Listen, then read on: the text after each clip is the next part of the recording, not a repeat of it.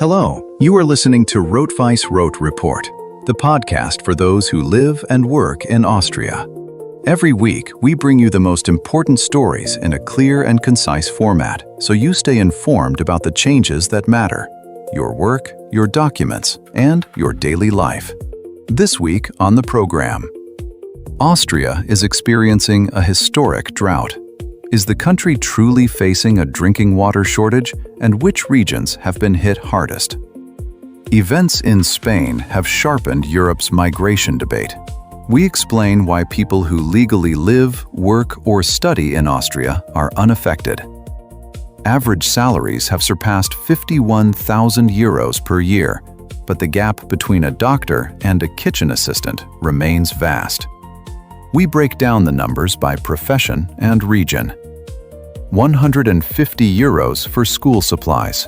Who qualifies for the Schulstadt Klar voucher, and what is the deadline to use it? Tiger mosquitoes have established themselves in Vienna, and ticks have climbed to alpine meadows. We tell you where the genuine risk lies, and where the alarming headlines are simply noise. All this and more coming right up. We begin with a story that sounds almost apocalyptic. Austria, it seems, is on the brink of a water crisis. In reality, the situation is serious, but the tap in your flat is not about to run dry tomorrow. According to Geosphere Austria, the first half of this year was the second driest on record for the country. Rainfall was approximately 1/4 below the long-term average. In parts of Lower Austria, Vienna, Burgenland, and Vorarlberg, such prolonged precipitation deficits have not been recorded since 1885. During spring, the nationwide rainfall shortfall approached 50%, and around 80% of groundwater monitoring stations registered below-average levels. The figures from Hohenau an der March are particularly telling. From January to mid-July, just 143 millimeters of rain fell there, half the normal amount. To compensate for the nationwide deficit, Austria would need an additional 160 liters of rain per square meter, and not one heavy thunderstorm, but sustained, steady rainfall over time. What does this mean in practice? The drought is felt most acutely in agriculture, forests, rivers, and private wells. A brief downpour wets the surface soil, but barely replenishes deep aquifers. At the same time, the federal government stresses that Austria's centralized drinking water supply remains stable. There are no nationwide restrictions on showers, garden watering, or filling swimming pools. Isolated local rules are possible in individual municipalities, so private well owners and residents in drought-affected regions should monitor announcements from their Gemeinde. For everyone else, it is enough to use water sensibly. Avoid watering the garden at midday, fix leaks promptly, and resist the temptation to wash the car every day. This is not a story of catastrophe. It is a very clear signal that water is no longer an inexhaustible resource. The second major story of the past week concerns events in Ceuta, a Spanish city on the northern coast of Africa that forms part of the external border of the European Union. After the enclave was effectively overrun by around 60,000 irregular migrants from Morocco, Austria, together with 21 other countries, wrote to EU leadership demanding stronger protection of the bloc's external frontiers.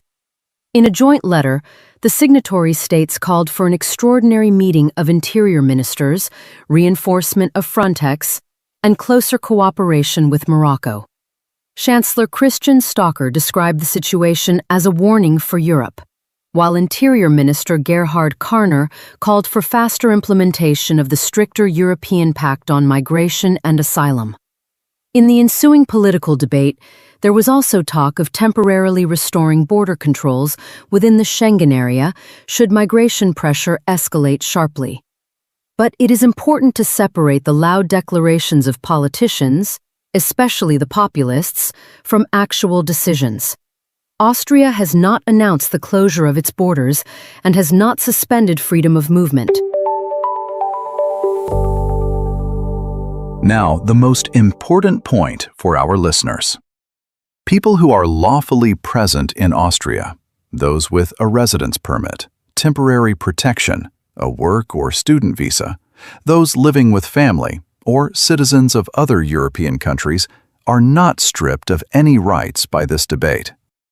Even if additional spot checks temporarily appear at certain border crossings, this means no more than showing your passport or residency document and possibly spending more time in transit. It does not invalidate your Aufenthaltstitel, your right to work, to study, or to reside in Austria. The current controversy concerns above all the chaotic and mass crossing of the EU's external border, the functioning of the asylum system, and the return of people who have no legal basis for remaining. As a precaution, check that your documents are in date before traveling. Keep them on your person, and do not let the noise of political disputes cause unnecessary anxiety. Yes, the events in Spain have demonstrated that mass migration is a very serious security challenge. But no closure of Europe to everyone is happening, and it is difficult to imagine such a thing ever becoming feasible. And to close this main block, a story that shows how Austrian bureaucracy can reach even the places where people have traditionally preferred to remain undocumented. The government has tabled a draft bill banning social media for children under the age of 14. If the law is passed in its current form, it is set to come into force in 2027, with platforms receiving a transition period to implement the new requirements. But the explanatory materials revealed an interesting detail. Real age verification is being considered not only for users of TikTok, Instagram, or YouTube, but also for visitors to adult content websites. The long-standing practice of simply clicking "I am 18," upheld for years solely on the strength of human honesty, may no longer suffice. The proposed model works as follows. A user verifies their age once through a dedicated application. ID Austria is cited as one of the options. After that, an encrypted confirmation is stored on the device. The website would not receive the user's name or date of birth, only the answer to one question. Has the person reached the required age? The government assures that the identification process will be anonymous and that data will not be retained for other purposes. However, critics, including the organization Epicenter Works, are demanding clear technical guarantees because the line between verify an age and collect a browsing history is a critical one. And one more time, this is still a legislative proposal, not current law. So there is no need to keep your ID Austria on your bedside table just yet. It does appear, however, that from 2027 onwards, the phrase adult content in Austria may finally come with verifiable documentation. Stay with us. Next up, news that directly affects your wallet.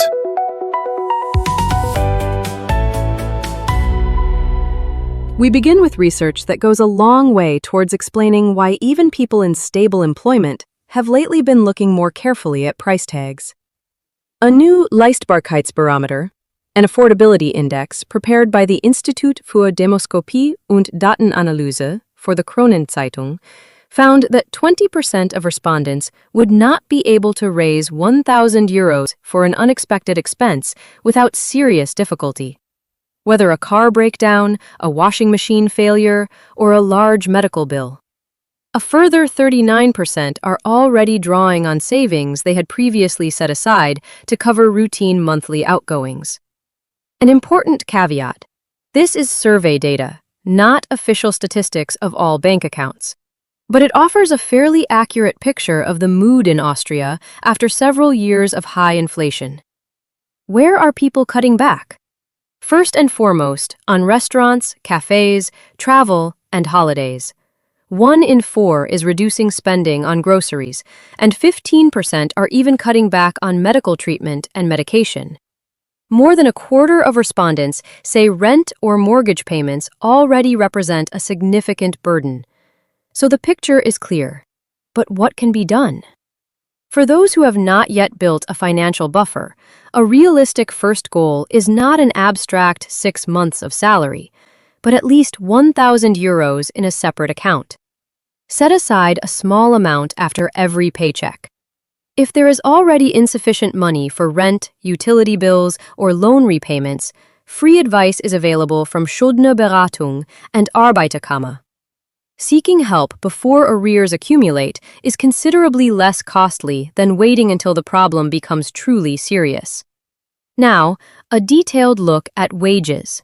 The platform Kununu analyzed more than 91,000 anonymous salary reports from employees in Austria. The average for full-time employment stands at €51,185 gross per year. This already includes the 13th and 14th salary payments. Dividing that figure by 14 monthly payments gives approximately €3,656 gross per month.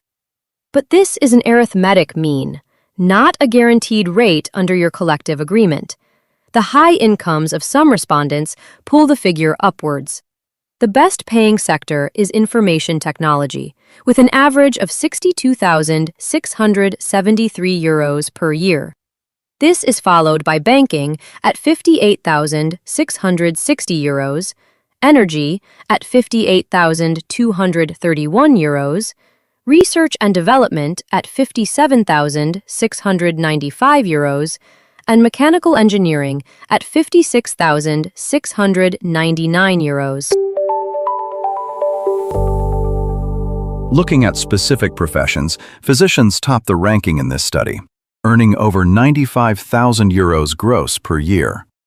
Software architects come in at €82,000 and managers at €67,000. At the other end of the scale are the occupations without which everyday life as we know it would simply cease to function. A kitchen assistant earns an average of around €26,000 per year. Cleaners, hairdressers, and petrol station staff earn roughly $1,000 more. Hospitality and cleaning workers similarly earn around €27,000 per year. Couriers, waiters, animal carers, and bartenders rarely exceed €29,000. These figures do not always account for tips, night shift supplements, or other allowances, but the gap remains enormous. Region matters too. Among the federal Länder, Vienna leads on average salary at €53,000 per year. This is followed by Vorarlberg at €53,000 and Upper Austria at €52,000. The lowest average is recorded in Carinthia at €48,000. Among the 10 largest cities, Linz comes first at €53,000, roughly level with Vienna. Following behind are Villach, Graz, Salzburg, Wels, Dornbirn, Innsbruck, and St. Pölten, all in the range of €51,000 to €50,000. The lowest figure in this group belongs to Klagenfurt at €48,000. But do not rush to relocate for the sake of a number. Salary must be assessed alongside the cost of rent, transport, and the availability of vacancies in your specific field. And one more sobering but important detail. According to the Kununu data, women earned a maximum of €46,000, while men in the same sector earned €54,000. That gap stands at approximately 16%. And finally, for those who are fond of cash and recently found themselves facing a €200 rather than a €400 limit at the ATM, some independent operators have indeed reduced the maximum amount per transaction. This now applies to several hundred machines, but not all of the approximately 8,900 ATMs in Austria. The National Bank explains, there is no national statutory cap, and there is no shortage of banknotes. The familiar €400 limit was never enshrined in law. It was simply a widely adopted standard. Independent operators earn on transaction volume, so 2 withdrawals of €200 may be more profitable for them than a single withdrawal of €400. Your daily card limit remains unchanged. If your bank allows you to withdraw €1,000 per day, you can generally still do so across multiple transactions or at another ATM. But before making a repeat withdrawal, read the screen carefully. If the operator charges a separate fee per transaction, splitting the amount will not merely be inconvenient, it will also cost more. The simplest solution is to use your own bank's ATMs. Enter the amount you need manually, or arrange a large cash withdrawal in advance at a branch. And do not confuse one machine's limit with a new law on cash. Austria has introduced no such general legislation. That concludes this week's main economic news. And up next, a few important stories especially relevant to your daily life here in Austria.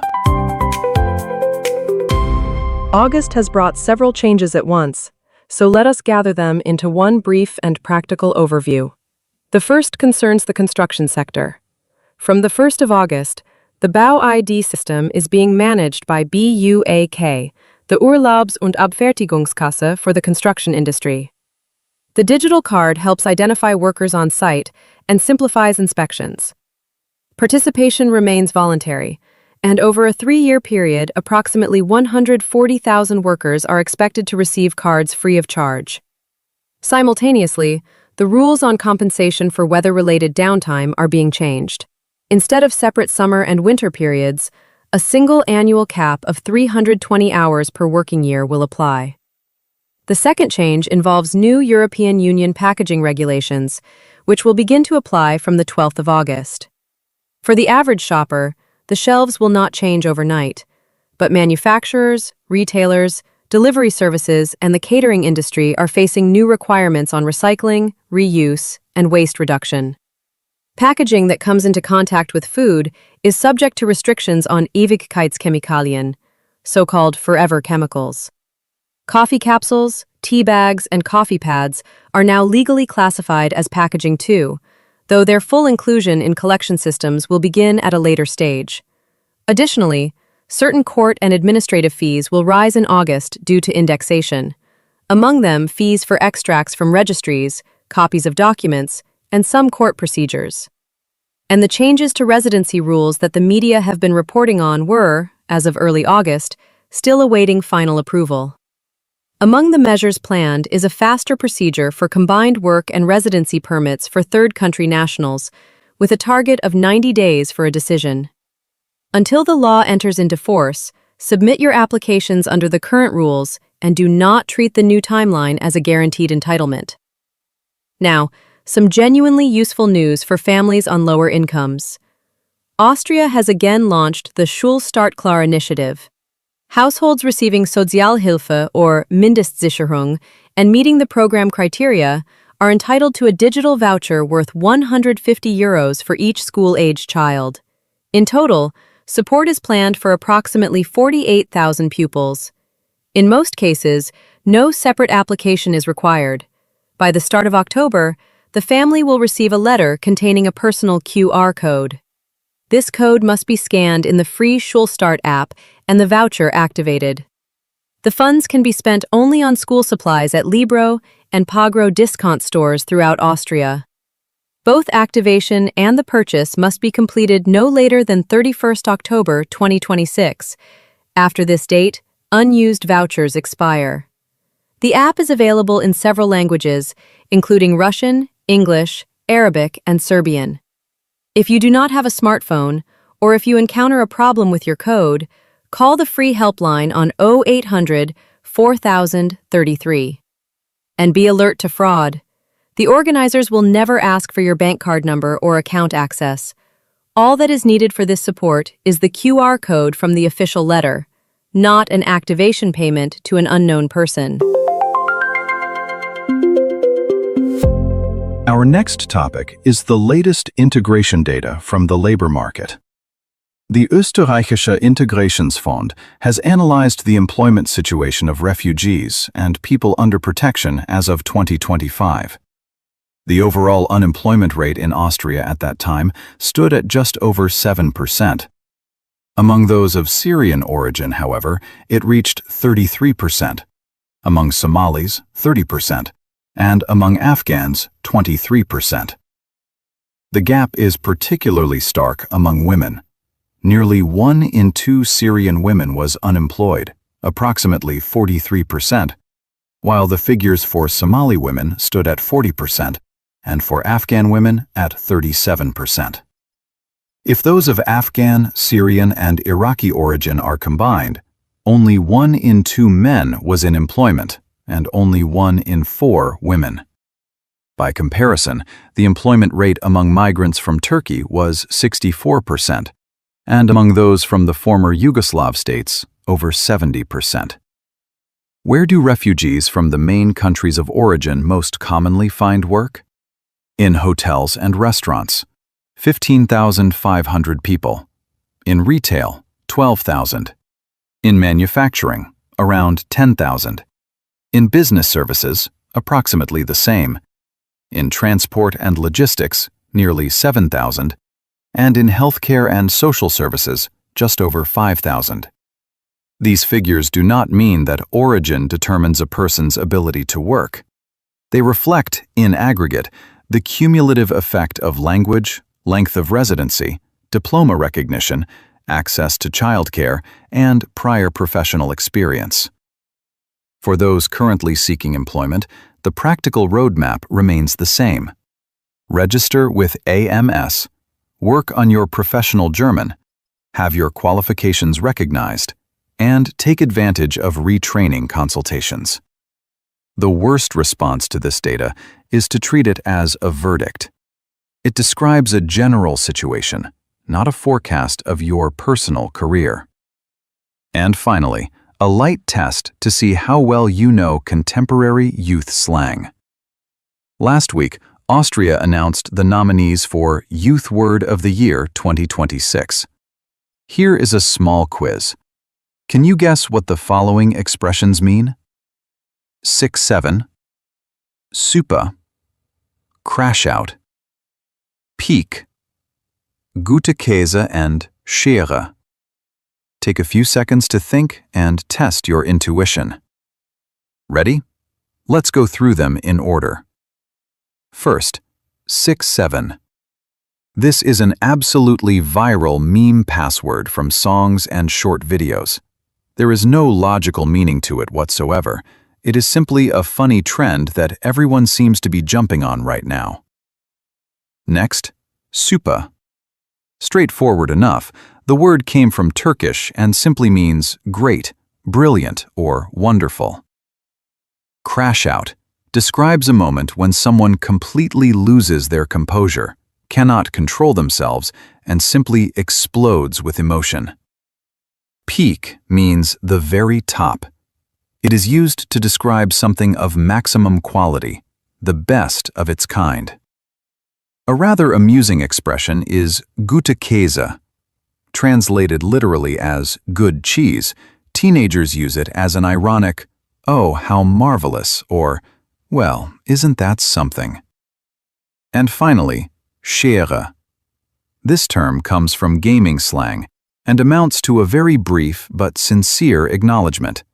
"Sorry, that was my mistake," or "my bad."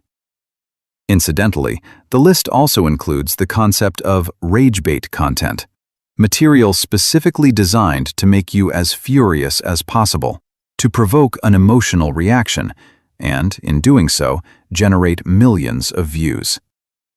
Looking at some of last week's news headlines, that word truly deserves to win in a first-round landslide.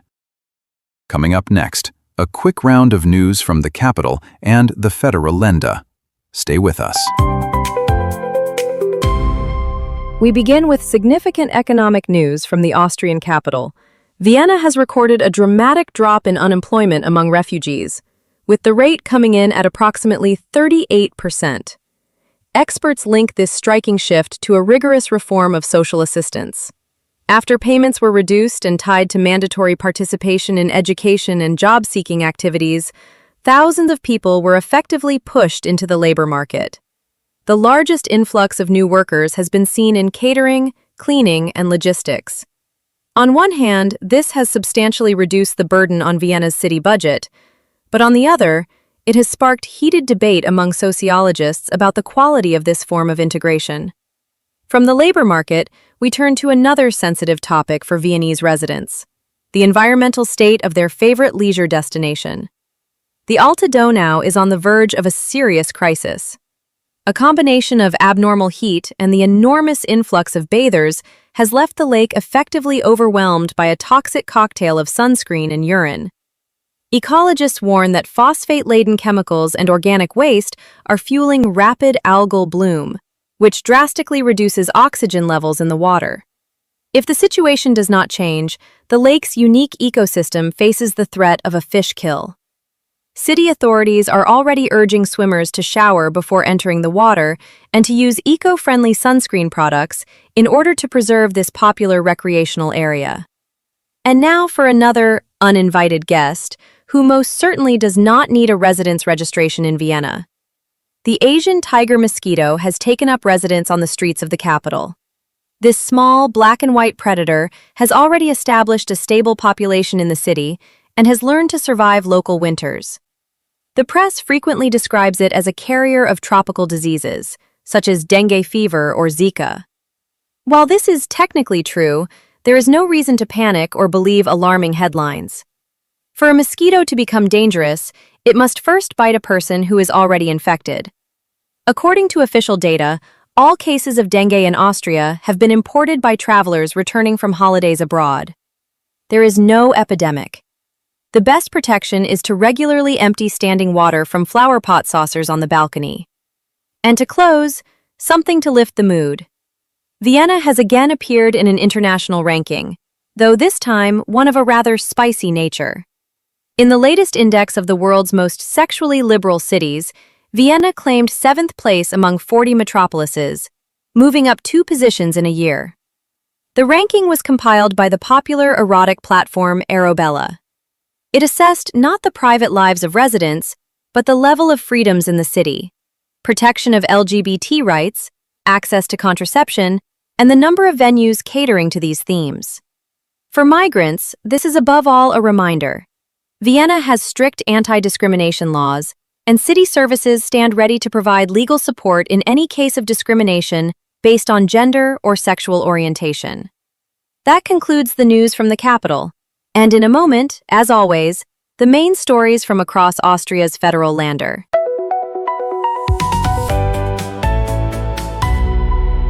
We start in Styria, where new mandatory conduct rules have been introduced for people applying for Grundversorgung as asylum seekers. Upon registering for basic provision, they are asked to sign a document acknowledging Western values and the so-called Christian Western Leitkultur, respect for the law, gender equality, and the rules of communal living. The text also states that asylum is a form of protection that applies for as long as a threat exists in the country of origin, and that once those grounds cease to exist, voluntary return may be recommended. Refusing to sign the rules can result in the restriction or loss of the lender's Grundversorgung. Here, it is important to be precise about who is affected. This measure does not apply to all migrants in Styria, does not alter work or study permits, and is not a new contract for every foreign national. It concerns specifically asylum seekers applying to regional authorities for basic provision. It is worth noting that some of the document's wording has drawn criticism from human rights organizations and the opposition, particularly the use of the term guests and the prospect of sanctions. So, if this requirement applies to you personally, and you do not understand the content of the German text, do not sign it blindly. Request a written translation or seek advice from Caritas, Diaconia, or a qualified legal professional. Next, 2 stories from Tyrol. The first concerns an investigation into an alleged plot to commit an act of terrorism. A 14-year-old schoolboy was taken into custody following a tip-off received through international security cooperation.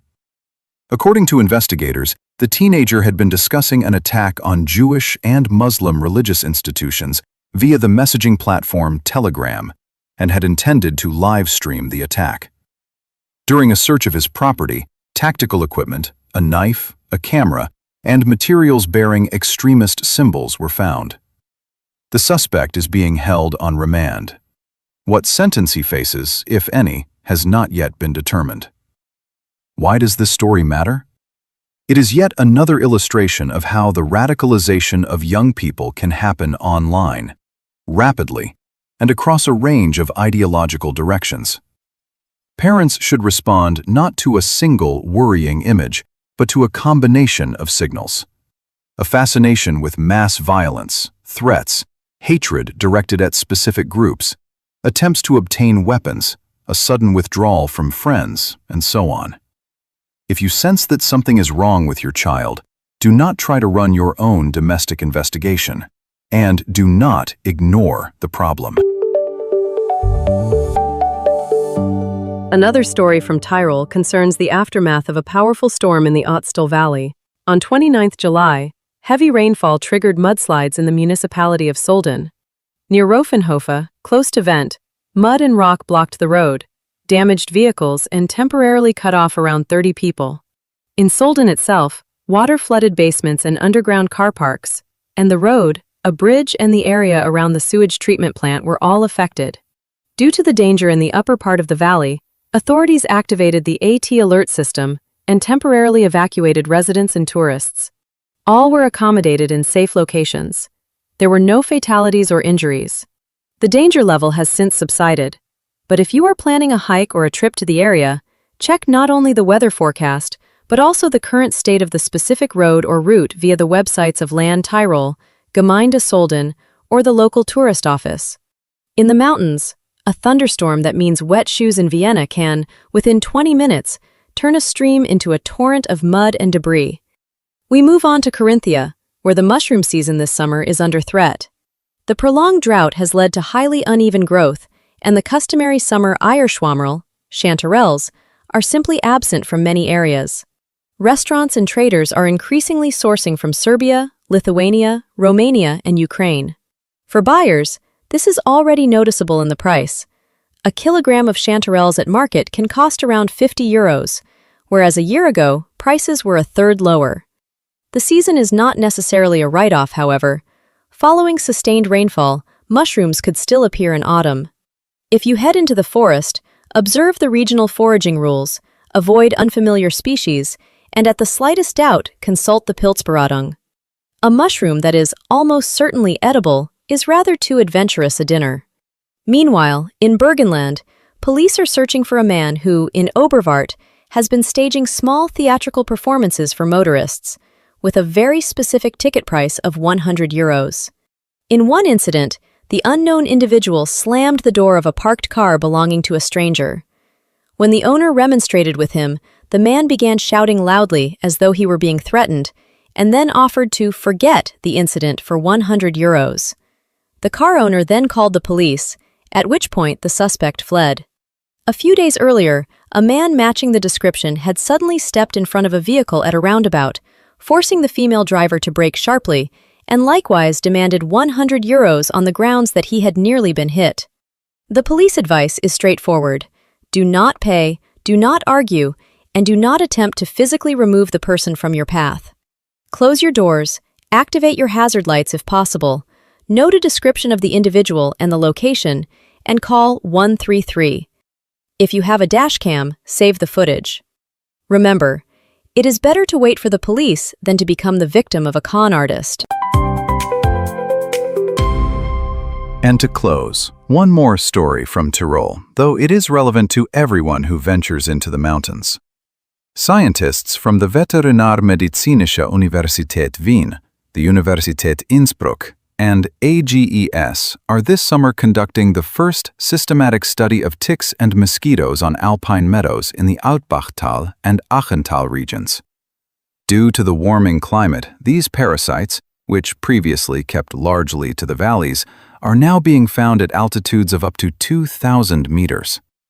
On alpine meadows, researchers have already identified ticks carrying Borrelia bacteria, as well as the Japanese bush mosquito. For marmots, this represents a new threat. They live above the tree line, rarely descend into the valleys, and have had little evolutionary exposure to such disease vectors. Where precisely has this been confirmed? This year's field study is taking place in the federal land of Tyrol. But warming does not stop at Länder borders, so the trend potentially affects other alpine regions too: Vorarlberg, Salzburg, Kärnten, Steiermark, and the mountainous areas of Oberösterreich and Niederösterreich. This does not mean that every alpine meadow is already teeming with ticks. The full distribution map is being compiled right now. For hikers, the key rule has changed. Altitude no longer guarantees protection.